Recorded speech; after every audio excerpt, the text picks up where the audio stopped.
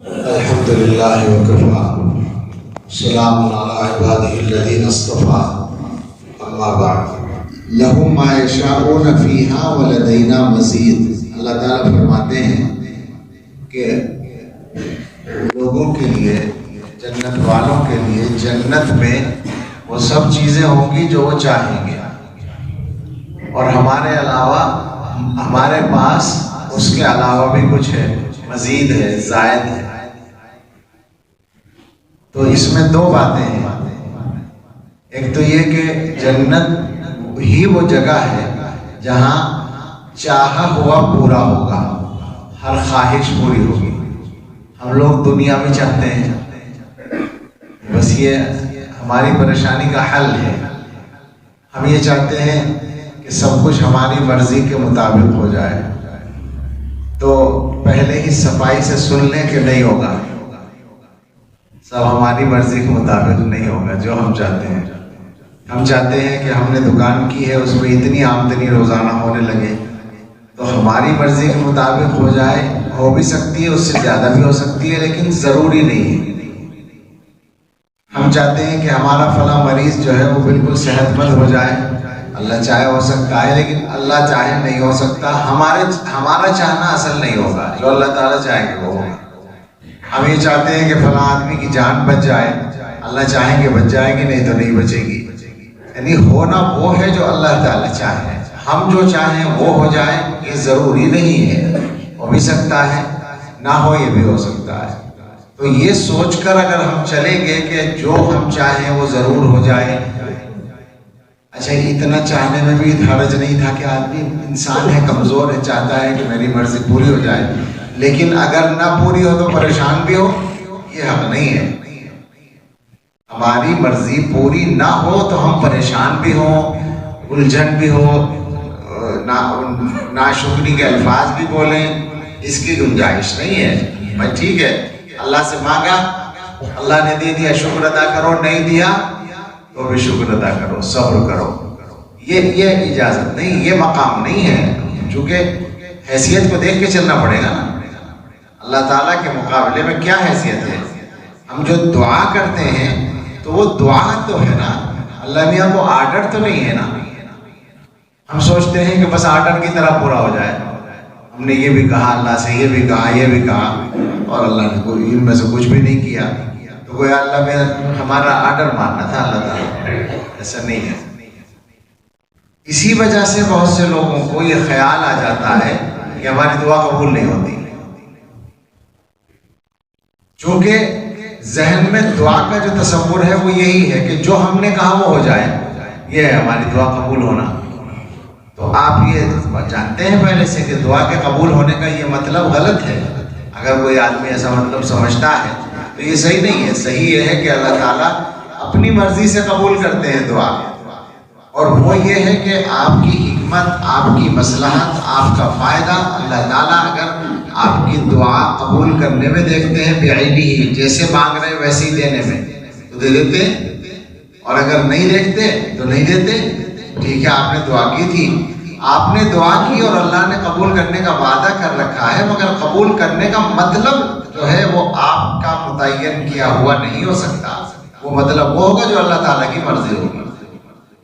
جب یہ اللہ نے وعدہ کیا کہ ہم دعا قبول کریں گے تو قبول ہوگی، لازمی بات ہے قبول ہوگی، لیکن آپ کی شکل میں قبول ہو یہ ضروری نہیں ہے۔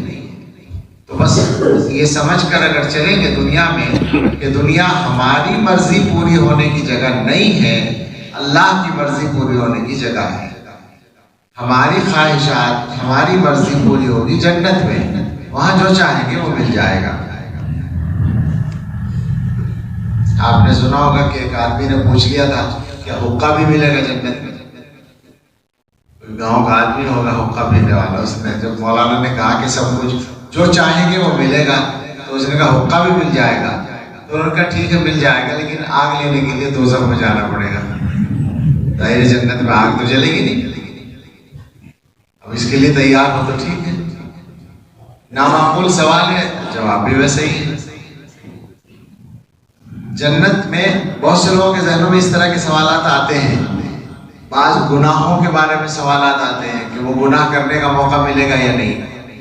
تو اس کا جواب یہ ہے کہ جنت پاکیزگی کی جگہ ہے، وہاں آپ کی ہر خواہش پوری ہوگی، مگر آپ کی خواہشات غلط نہیں ہوں گی، گندی نہیں ہوں گی، صحیح خواہشات ہوں گی، اچھی خواہشات ہوں گی۔ بعض بزرگوں کی تو خواہشات سامنے ہیں، حضرت مولانا فضل الرحمان گنج مراد آبادی رحمۃ اللہ علیہ نے تو کہہ رکھا ہے نا کہ ہمارے پاس جنت میں جب حوریں آئیں گی تو ہم ان سے کہیں گے کہ بھی قرآن سنانا ہو تو سناؤ ورنہ چلی جاؤ، ہمیں ضرورت نہیں ہے۔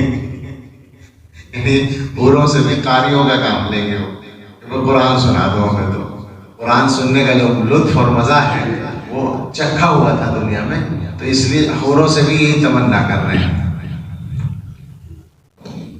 میں ایک دن سوچ رہا تھا اپنی تمنا جنت میں، تو میرے ذہن میں یہ آ رہا تھا کہ دنیا میں بے شمار کتابیں ایسی ہیں جو ہم نہیں پڑھ سکے، بہت سارے موضوعات ایسے ہیں جن کا مطالعہ نہیں کر سکے، ہمیں پتہ ہی نہیں چلا دنیا میں فلاں کتاب میں کیا لکھا ہے، فلاں کتاب میں کیا لکھا ہے۔ تو دیکھیں کہ اللہ تعالیٰ سے کہیں گے جنت میں کتابیں مل جائیں تو مطالعہ کر لیا کریں گے، کچھ ایسی خواہش آ رہی کس گھر میں۔ اب یہ تو اللہ تعالیٰ جانتے ہیں کہ وہاں یہ خواہشات رہیں گی یا کچھ اور بدل جائیں گی۔ اصل میں تو وہاں کا جو سب سے زیادہ دلچسپ، سب سے زیادہ مزیدار، سب سے زیادہ لذیذ کام ہوگا، جس پر جنتی قربان ہونے کو تیار ہوں گے، وہ ہے اگلا ٹکڑا جو مجھ سے غلطی ہوئی پڑھنے میں، وہ وَلَدَيْنَا مَزِيدٌ لَهُم مَّا يَشَاءُونَ فِيهَا پر تو ہم اب تک بات کر رہے تھے کہ جنت والوں کو جنت میں وہ سب ملے گا وہ جو وہ چاہیں گے، اور ہمارے پاس کچھ اور بھی ہے، وہ جو ایکسٹرا ہے، مزید ہے، وہ ہے اصل چیز سب سے شاندار۔ روایات میں آتا ہے کہ اللہ تعالیٰ کی طرف سے جنت والوں سے پوچھا جائے گا کہ کچھ اور چاہیے، تو جنت والے کہیں گے کہ جو کچھ ملا ہے وہی ہمیں کب پتا تھا کہ یہ ملے گا، ہم نے تو سوچا بھی نہیں تھا۔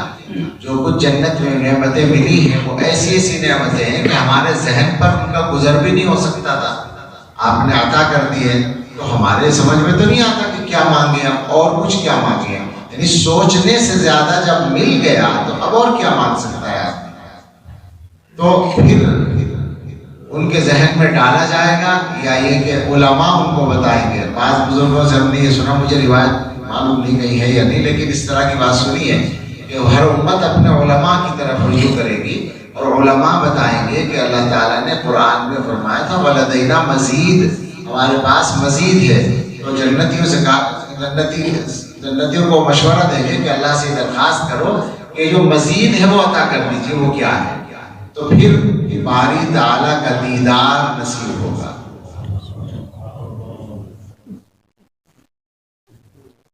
ہم تو صحیح بات یہ ہے کہ اس کے لائق نہیں ہیں، اور ہمارے بزرگوں نے اس بارے میں بھی جو باتیں لکھ رکھی ہیں ان کو دیکھ کے ڈر لگتا ہے۔ یعنی رؤیت باری نصیب ہوگی یہ تو بالکل صحیح ہے، اور اس کی کیفیت حدیث میں بیان کی گئی ہے کہ جس طرح سے تم 14ویں رات میں چاند کو دیکھنے میں کوئی ابہام اور شک محسوس نہیں کرتے، بالکل واضح طور پر دیکھتے ہو، اسی طرح اپنے رب کو دیکھو گے۔ انکم سترون ربکم کما ترون القمر لیلۃ البدر۔ لیکن ہمارے بزرگوں نے یہ بھی کہا ہے کہ یہ ان لوگوں کے لیے ہے جنہوں نے دنیا میں اللہ تعالیٰ کی عبادت صحیح طور پر کی، اور جن کی عبادت کمزور تھی تو ان کو رؤیت اور دیدار جو ہوگا اس میں بھی کچھ نہ کچھ فرق رہے گا، اس میں آپ کا نہیں ہوگا۔ لیکن یہ تو اپنی جگہ تفصیلات ہیں، اللہ تعالیٰ کا دیدار جو ہے وہ جیسا بھی ہوگا، جس کو جیسی قسمت اور حیثیت ہوگی، لیکن وہ اہل جنت کے لیے سب سے بڑی نعمت ہوگی۔ جنتیوں کو اس دن جو لطف آئے گا، اس دن جو مزہ آئے گا، اس سے پہلے کسی نعمت وہ مزہ نہیں آیا ہوگا۔ بلکہ بعض روایات میں یہ بھی ہے کہ جنتیوں کے چہرے کی رونق بڑھ جائے گی، وہ جو اصل حسن ہے، اصل جمال ہے، اصل محبوب اصلی کی ذات ہے، اس کو دیکھنے کے بعد، اس کا دیدار نصیب ہونے کے بعد، ظاہر ہے کہ جمال تو وہیں سے آتا ہے، وہ بڑھ جائے گا۔ جنتی ہونے کے باوجود پہلے سے وہ نہیں رہا ہوگا، بڑھ جائے گا۔ تو یہ ایک نعمت اللہ کی وہاں ملے گی، مگر اس کو حاصل کرنے کے لیے دنیا میں عبادتوں کو صحیح کرنا ضروری ہے۔ ہماری حیثیت نہیں ہے، مگر بڑوں نے بیان کیا ہے ہم نے تو حضرت سے سنا ہے، اور حضرت نے حضرت امام ربانی مجدد الفسانی رحمۃ اللہ علیہ کے واسطے سے فرمایا ہے کہ نمازیں اگر خشوع و خضوع کے ساتھ صحیح جس طرح دھیان سے پڑھنی چاہیے اس طرح پڑھی جائیں گی تو دیدار واضح طور پر ہوگا، ورنہ صفات کے پردے بیچ میں آ جائے گا۔ اگرچہ وہ صفات کے پردے بھی اللہ کی صفات کے ہیں تو ہمارے لیے وہی بہت بڑی سعادت ہے، لیکن بہرحال گھٹ تو جائے گا نا درجہ۔ تو ہمیں کوشش کرنی چاہیے اپنی عبادتوں کو ٹھیک کرنے کی۔ ہم لوگ جو ہیں چونکہ دنیا کا ماحول ایسا چل رہا ہے کہ لوگ اکثر نمازی نہیں پڑھ رہے ہیں، اکثر لوگ نمازی ہی نہیں ہیں، تو ہم یہ سوچتے ہیں کہ چلو کم سے کم ہم نماز کو پڑھ رہے ہیں، جیسی کیسی بھی پڑھ رہے ہیں۔ یہ بالکل ٹھیک ہے کہ جیسی کیسی بھی پڑھ رہے ہیں، غنیمت ہے، اسے نہ چھوڑ دیں، لیکن اس جیسی کیسی کو ٹھیک ٹھاک بھی تو کرنا چاہیے، اس کی کوشش بھی تو ہونی چاہیے۔ کیا کبھی یہ بھی سوچتے ہیں کہ بھائی کھانا جیسا کیسا ملا کھا لیا، بہت سے لوگ تو بھوکے رہتے ہیں بیچارے، ہمیں کم سے کم کھانا تو مل گیا، تو اسی جیسے کیسے کھانے پر اکتفا کرتے رہتے ہیں یا اسے اچھے سے اچھا بنانے کی کوشش کرتے ہیں؟ ظاہر ہے کہ اس کا معیار بہتر سے بہتر بنانے کی کوشش ہوتی ہے۔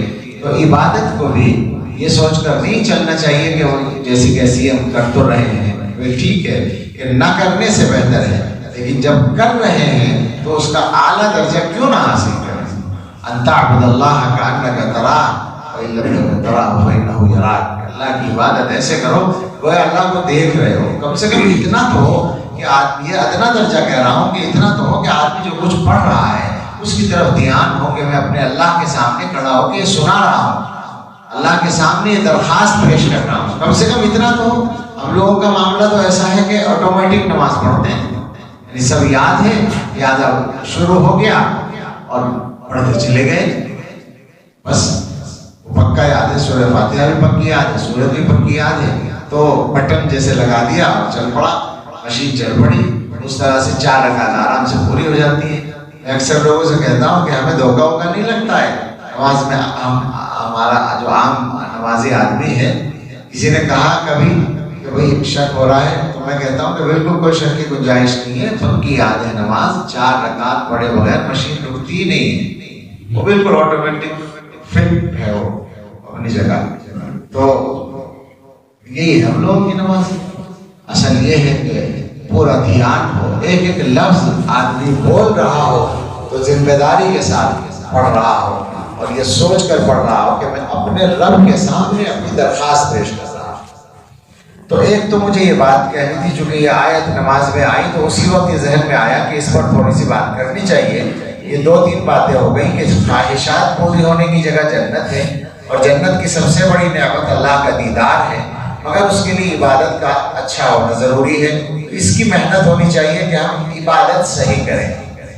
ایک بات یہ ذہن میں تھی کہ ہم لوگوں کو عام طور سے شکر کرنے کی عادت نہیں ہے۔ جو لوگ بھی سلوک سے تعلق رکھتے ہیں، ذکر کرتے ہیں، بزرگوں سے تعلق ہے، علماء سے تعلق ہے، ان کے مزاج میں یہ بات ہونی چاہیے کہ وہ اللہ کی نعمتوں کا شکر ادا کریں۔ ہم لوگوں کا مزاج بنا ہوا ہے شکایت کرنے کا، یعنی جو کوئی پریشانی ہو اس کی شکایت، لیکن جو نعمتیں ہیں ان کا شکر ادا کرنے کا عام طور پر مزاج نہیں ہے، ذہن میں نہیں ہے۔ اصل میں ذہن خراب ہے، سوچ خراب ہے، ذہن میں شکایت بیٹھی ہوئی ہے تو وہی زبان پر بھی آ جاتی ہے۔ یعنی ذہن میں ہمارے یہ رہتا ہے کہ دیکھو جی ہم یہ چاہتے تھے یہ نہیں ہوا، وہ چاہتے تھے وہ نہیں ہوا، یہ پریشانی چل رہی ہے وہ پریشانی چل رہی ہے، تو یہ ساری شکایتوں کا دفتر ذہن میں حاضر رہتا ہے، لہذا زبان پر بھی وہی آتا ہے۔ اگر ہم ذہن میں یہ رکھیں کہ اللہ نے یہ نعمت دی، اللہ نے یہ نعمت دی، اللہ نے یہ نعمت دی، اللہ نے یہ نعمت دی، ہم کسی کا بھی میں ادا نہیں کر رہا ہوں، پھر بھی دے رکھی ہے اور دیتے چلے جا رہے ہیں، تو شکر ادا ہوگا۔ بزرگوں میں سے کسی کی بات سنی ہم نے، شاید مفتی شفیع صاحب رحمۃ اللہ علیہ کی یا کسی کی ہے بڑے علماء میں سے، کہ ان کی طبیعت خراب ہوتی تھی تو ان سے اگر کوئی پوچھتا تھا کیا حال ہے، کیسی طبیعت ہے، تو وہ بیماری پہلے نہیں بتاتے تھے۔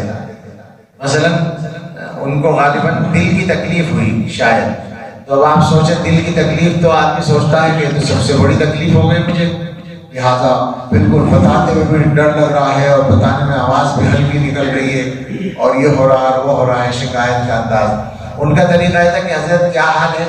تو وہ کہتے تھے اللہ کا شکر ہے، دماغ بھی صحیح کام کر رہا ہے، گردے بھی صحیح کام کر رہے ہیں، ہاتھ پیر بھی صحیح کام کر رہے ہیں، جگر بھی صحیح کام کر رہا ہے، تھوڑی سی دل کی تکلیف ہو گئی ہے وہ بھی ٹھیک ہو جائے گی انشاءاللہ۔ آپ سمجھیں کہ بتایا انہوں نے بھی بیماری کو، اور ہم بھی بتاتے ہیں۔ ہم کیا کرتے ہیں؟ کیسی طبیعت ہے؟ ٹھیک، اگر ٹھیک بھی کہیں گے تو غلط طریقے سے کہیں گے۔ ہم لوگ کرتے ہیں ٹھیک ہے، یعنی بڑا احسان ہے ہمارا کہ ہم ٹھیک کہہ رہے ہیں، ورنہ ٹھیک ہوئی تو ہے نہیں، ہے تو خراب، لیکن چونکہ ہم اللہ میاں سے کہ ناشکرے نہیں بننا چاہتے اس لیے کہہ رہے ہیں ٹھیک ہے چلو، تو یہ ناشکری ہے۔ آدمی کو اللہ کی نعمتوں پہ نظر رکھنی چاہیے۔ یہ صحیح ہے کہ ہم میں سے ہر ایک کے پاس برابر نعمتیں نہیں ہیں، کسی کے پاس کم ہے، کسی کے پاس زیادہ ہے۔ اچھا، ہم لوگوں کو سب سے زیادہ شکایت تو دو چیزوں کی ہوتی ہے، پیسہ کم ہونے کی اور بیماری آنے کی، صحت کم ہونے کی، ان دو کی شکایت زیادہ ہوتی ہے، اور چیزوں کی شکایت نہیں کرتے، جبکہ یہ دونوں باتیں اللہ تعالیٰ کی طرف سے مقرر ہیں۔ ان کا ملنا اور ان کا پہنچنا اللہ کے فیصلے کے تحت ہوتا ہے، اس لیے ہمیں وہ مزاج بنانا چاہیے جو حضور صلی اللہ علیہ وسلم نے حضرت عبداللہ ابن عباس رضی اللہ عنہ کو نصیحت کی تھی۔ آپ علماء کو تو یاد ہوگی، وہ حدیث بہت مشہور ہے اور عجیب و غریب ہے، چھوٹی سی بات ہے لیکن کیا شاندار بات ہے۔ حضور نے فرمایا حضرت ابن عباس رضی اللہ عنہ کو مخاطب کر کے کہ اے لڑکے یا غلام، اعلمک کلمات، میں تمہیں چند باتیں سکھاتا ہوں، اور کہیں اس طرح کا لفظ ہے کہ ان سے تمہیں فائدہ ہوگا۔ پہلی بات فرمائی احفظ اللہ یحفظک، اللہ کو یاد رکھو یا اللہ کی حفاظت کرو۔ اللہ کی حفاظت کا مطلب ہے اللہ کے احکام کی حفاظت کرو، اللہ نے جو حکم دیے ہیں ان کی پابندی کرو، تو یحفظک، اللہ تعالیٰ تمہاری حفاظت کرے گی۔ ایک تو یہ بات، پھر فرمایا احفظ اللہ تجدہ تجاہک، اللہ کو یاد رکھو یا اللہ تعالیٰ کے احکام کی حفاظت کرو، اللہ کی حدود کی حفاظت کرو، تو اللہ کو اپنے سامنے پاؤ گے۔ اللہ کو اپنے سامنے پانے کا مطلب ہے کہ جہاں اللہ کی مدد کی ضرورت ہوگی وہ مدد مل جائے گی۔ اور اس کے بعد فرمایا وَاعْلَمْ، یہ وہ بات ہے جو ہم سب کو زیادہ سمجھ لینی چاہیے، عام طور سے اس معاملے میں ہم سے غلطی ہوتی ہے۔ فرمایا وَاعْلَمْ أَنَّ الْأُمَّةَ لَوْ اجْتَمَعَتْ عَلَىٰ أَن يَنفَعُوكَ بِشَيْءٍ لَمْ يَنفَعُوكَ إِلَّا بِشَيْءٍ قَدْ كَتَبَهُ اللَّهُ لَكَ، یاد رکھو کہ سارے لوگ مل کر اگر تمہیں کوئی فائدہ پہنچانا چاہیں، سب مل کے طے کر لیں کہ اس آدمی کو یہ فائدہ پہنچانا ہے، تو بس وہی فائدہ پہنچا پائیں گے جو اللہ نے تمہارے لیے لکھ رکھا ہے۔ اللہ تعالیٰ سے ہٹ کر کوئی چیز نہیں دے سکیں گے چاہے سب لوگ چاہیں۔ وَلَوِ اجْتَمَعُوا عَلَىٰ أَن يَضُرُّوكَ بِشَيْءٍ لَمْ يَضُرُّوكَ إِلَّا بِشَيْءٍ قَدْ كَتَبَهُ اللَّهُ عَلَيْكَ، اور اگر سارے لوگ مل کے تمہیں کوئی نقصان پہنچانے کا ارادہ کر لیں تو وہی نقصان پہنچا پائیں گے جو اللہ نے لکھ رکھا ہے تمہارے لیے، اس سے ہٹ کے کوئی نقصان بندوں کے ہاتھ میں نہیں ہے پہنچانا، بندوں کے ہاتھ میں بندوں کی تقدیر اللہ نے نہیں دی۔ یہ بات سمجھ لیں، یہ جو چلتا رہتا ہے نا فلاں نے ایسا کر دیا، فلاں نے ویسا کر دیا، کوئی کچھ نہیں کر سکتا اللہ کے حکم کے بغیر۔ اللہ نے کسی بندے کی تقدیر کسی کے ہاتھ میں نہیں دی ہے کہ وہ اس کو نعمتوں سے محروم کر دے اور وہ اس کو پریشانیوں میں مبتلا کر دے، نہیں، وہ سب اللہ کے حکم سے ہے۔ ٹھیک ہے، کچھ بندے نالائق کوشش کرتے ہیں اپنے بھائیوں کو نقصان پہنچانے کی، وہ اپنے لیے گناہ جمع کرتے ہیں، مگر ان کے کرنے سے اصل نہیں ہوتا، اصل ہوتا ہے اللہ کے حکم سے۔ یہ بات اگر ذہن میں رہے گی تو انشاءاللہ شکر کرنا بھی آسان ہوگا۔ تو مزاج یہ بنائیے، اور شکر کا خاص طور سے جو میرے ذہن میں بات آئی تھی وہ یہ تھی کہ میں اپنے بھائیوں سے اپیل کروں، یہ گزارش کروں کہ شکر کا مزاج بنائیے۔ اکثر لوگوں کا مزاج ناشکری کا ہے اور صبر نہ کرنے کا ہے۔ زیادہ تر جو پریشانیاں ہیں وہ اسی وجہ سے۔ آپ ٹھنڈے دل سے تنہائی میں بیٹھ کر غور کیجئے گا غور سے سوچئے گا کہ میری پریشانی کیا کیا ہے، تو جہاں بھی پریشانی ہوگی وہاں محسوس ہو جائے گا کہ اپنے مزاج میں صبر نہ ہونے کی وجہ سے پریشانی ہے، اپنے مزاج میں شکر نہ ہونے کی وجہ سے پریشانی ہے۔ جس وقت میں کوئی پریشانی آئی ہے، عین اسی وقت میں اللہ تعالیٰ کی طرف سے بے شمار آسانیاں بھی ملی ہوئی ہیں۔ ان آسانیوں پہ دھیان دو گے تو پریشانی کا احساس کم ہو جائے گا، کیونکہ پریشانی تو اپنے احساس سے تعلق رکھتی ہے۔ جتنا زیادہ احساس ہوگا اتنی زیادہ پریشانی ہوگی۔ ایک آدمی کا انتقال ہوتا ہے، اس کے قریبی لوگوں کو پریشانی زیادہ ہوتی ہے، دور والوں کو کم ہوتی ہے۔ کیوں؟ احساس کا مسئلہ ہے، ان کو زیادہ احساس ہے تو ان کو پریشانی بھی زیادہ ہے۔ تو پریشانی یا مصیبت آئے، اللہ نہ کرے، اللہ ہم سب کی اور ہمارے متعلقین کی حفاظت فرمائے، تو اگر آئے اللہ کی تقدیر سے تو اس کو اللہ کی طرف سے سمجھ کر آدمی ہمت سے کام لے، اور عین اسی وقت میں بھی اللہ کی طرف سے جو نعمتیں ملی ہوئی ہیں ان نعمتوں پر دھیان دینے کی کوشش کرے۔ تو بس یہ ہے، خلاصہ ہو گیا دو باتیں۔ ایک تو یہ کہ عبادات کو بہتر بنانے کی کوشش کیجئے، نماز صحیح کرنے کی کوشش کیجئے۔ نماز صحیح کرنے کا مطلب ہے نماز سنت کے مطابق، کوشش کریں کہ نماز کا ایک ایک عمل سنت کے مطابق ہوگا۔ اور کسی بڑے آدمی کو، کسی بزرگ یا عالم کو دیکھ کر نہ سوچا کریں کہ اچھا انہوں نے تو پیر اس طرح رکھا ہے تو سنت کے خلاف ہو گیا، ہم ہی رکھ لیں تو کیا حرج کی بات ہے۔ انہوں نے کسی مجبوری میں رکھا ہوگا اور تم جان بوجھ کے رکھ رہے ہو، تمہارا نقصان ہوگا ان کا نہیں ہوگا۔ یہ سمجھنے کی بات ہے، ہمیشہ یاد رکھو، کسی کے عمل کو دیکھ کر اپنا عمل متعین نہ کرو، بلکہ جو بتایا جا رہا ہے اس پر عمل کرو۔ سنت کے مطابق نماز پڑھنا ہے، ایک آدمی بیچارہ پڑھ رہا ہے اور اس کی نماز میں ایسا لگ رہا ہے جیسے سنت پوری نہیں ہو رہی، تو یہ سمجھ لو کہ اسے کوئی مجبوری ہے، اس کی وجہ سے وہ نہیں کر رہا ہے۔ لیکن تمہیں کیا مجبوری ہے؟ تم کہاں کو اپنے پیروں کو، ہاتھوں کو وہ کرتے ہو؟ تو اس لیے عادت ڈالیے، کوشش کیجیے سنت کے مطابق نمازیں ہو جائیں اور ساری زندگی ہی سنت کے مطابق ہو جائے، اور طبیعت میں، مزاج میں شکر پیدا ہو جائے۔ میں آپ کو یقین دلا سکتا ہوں کہ جتنا شکر کا مزاج ہوگا نعمتیں بڑھتی چلی جائیں گی۔ میں کیا یقین دلاؤں گا؟ لئن شکرتم لازیدنکم، میں تو قرآن میں ہے، میرا مطلب تھا میں تجربے سے یقین دلا سکتا ہوں، یعنی اس کے تجربے آپ کر سکتے ہیں۔ اللہ نے وعدہ کیا ہے کہ اگر شکر کرو گے ہم زیادہ کریں گے، زیادہ دیں گے، تو یہ وعدہ اللہ تعالیٰ ضرور ہر وعدہ پورا کرتے ہیں، یہ وعدہ بھی پورا ہوتا ہے۔ آپ تلاش کریں اور دیکھیں ایسے لوگوں کو جو شکر کا مزاج رکھتے ہیں تو ان کے اوپر نعمتیں بڑھتی چلی جاتی ہیں۔ تو اللہ کی نعمتوں کو کھینچ کے لانے کا طریقہ بھی ہے کہ اللہ کی نعمتوں پر شکر ادا کیا جائے۔ اللہ مجھے بھی اور آپ کو بھی توفیق عطا فرمائے، اللہ ہمارے دلوں کو ٹھیک کر دے اور اپنے اچھے بندوں میں، پسندیدہ بندوں میں ہمیں شامل فرما لے۔ آمین۔ آخر دعوانا الحمدللہ رب العالمین۔